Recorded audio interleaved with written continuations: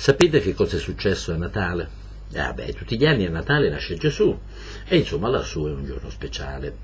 Quest'anno poi con la crisi finanziaria e il conflitto con la Palestina, in Palestina c'era una particolare attenzione.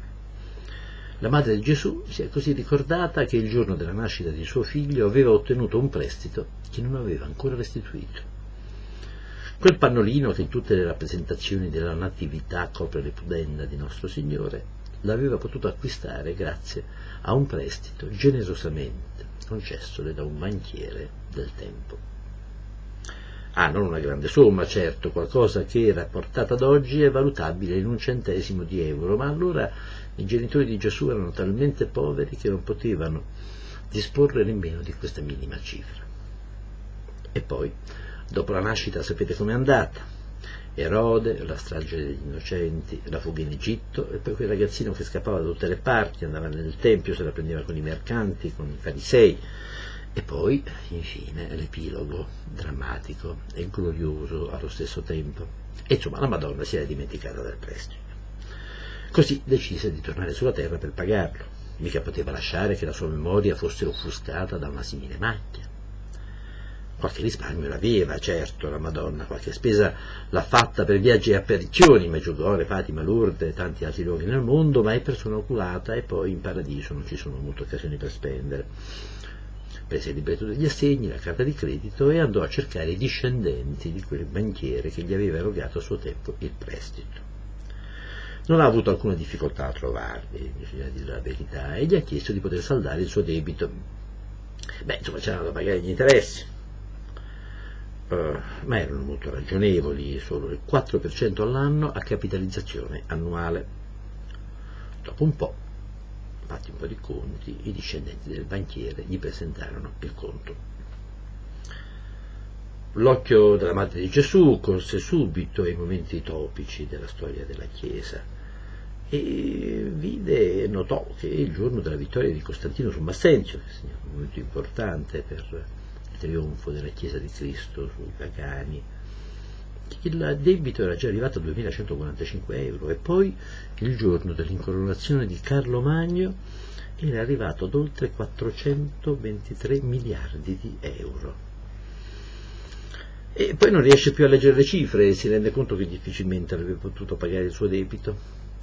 Avete idea di quanti interessi hanno prodotto 1 centesimo di euro in 2008 anni?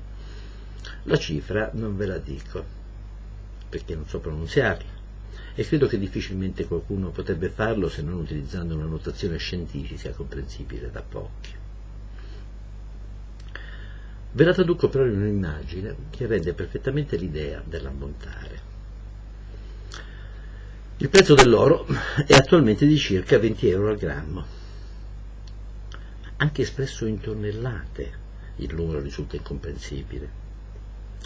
Sappiamo tutti però che il peso della Terra è di circa 6.000 milioni di tonnellate e quindi, dividendo il numero che abbiamo ottenuto per il peso della Terra, ne viene fuori che per pagare il suo debito la Madonna avrebbe dovuto versare 13.350,72 palle d'oro ciascuna del peso della Terra, e che gli interessi in un anno sommavano a 493,74 palle d'oro ciascuna del peso della Terra. Non vi sembra abbastanza folle tutto ciò? Questo è il meccanismo perverso degli interessi. 1 centesimo di euro diventa in un periodo lungo rispetto alla vita umana, ma brevissimo rispetto alla storia del mondo e delle civiltà umane, una somma talmente elevata da essere completamente priva di ogni contatto con la realtà. Quello che stiamo considerando ora non è l'interesse rispetto alla vita di un singolo essere umano, ma gli effetti della logica degli interessi rispetto alla vita della nostra civiltà, in cui la finanza si basa appunto sulla logica del debito. E allora adesso capite perché i derivati, che sono un'espressione di questo meccanismo perverso, possono arrivare a sommare 22 volte il totale di tutte le attività umane. Capite per cui questo sistema è divenuto assolutamente ingestibile e che la logica del debito è realmente infernale. Infatti, Questo è l'inferno, attraverso il quale dovremmo passare per arrivare in paradiso, come novelli seguaci di Dante alla ricerca della nostra Beatrice, della felicità di una società liberata da questo incubo assurdo, dall'incubo del debito. Il paradiso infatti è un mondo in cui tutti possono avere tutto ciò di cui hanno bisogno, perché le risorse sono sempre sufficienti per i bisogni di tutti.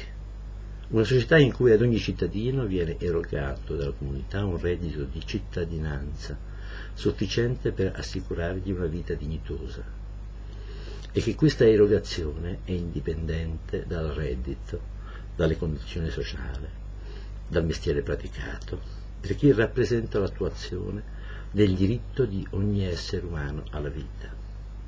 E inoltre che questo reddito di cittadinanza non sostituisce il reddito che ciascuno di noi può produrre con il proprio lavoro, così che ci sarà chi potrà arricchirsi se vorrà farlo, e chi potrà dedicarsi ad attività che non generano arricchimento economico, ma magari arricchimento spirituale o artistico o sociale. Perché l'uguaglianza non significa che tutti debbano avere lo stesso reddito, no, ma che tutti hanno le stesse possibilità di sviluppare il proprio talento. È un mondo senza interessi e senza debito, in cui chiunque voglia intraprendere qualcosa potrà farlo senza condizionamenti e senza ricatti da parte di nessuno.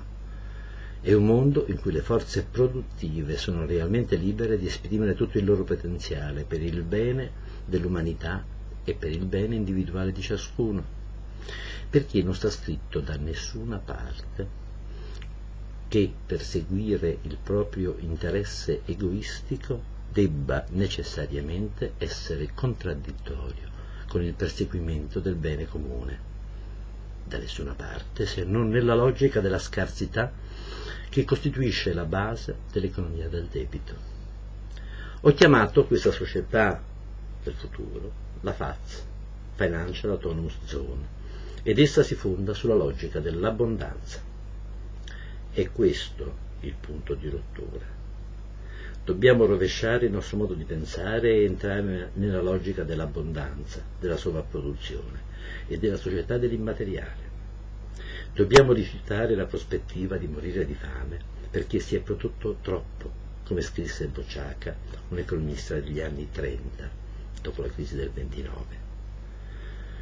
Dovremmo spendere quindi entrambi i biglietti perché il nostro viaggio parte dall'inferno attuale, per cercare di capire come è nata la società del debito e della scarsità e come è possibile lasciarla entrare nella società dell'abbondanza e della creatività.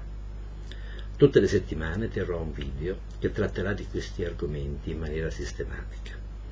Iscrivetevi al mio sito e sarete avvertiti della pubblicazione di un nuovo video. A presto dunque!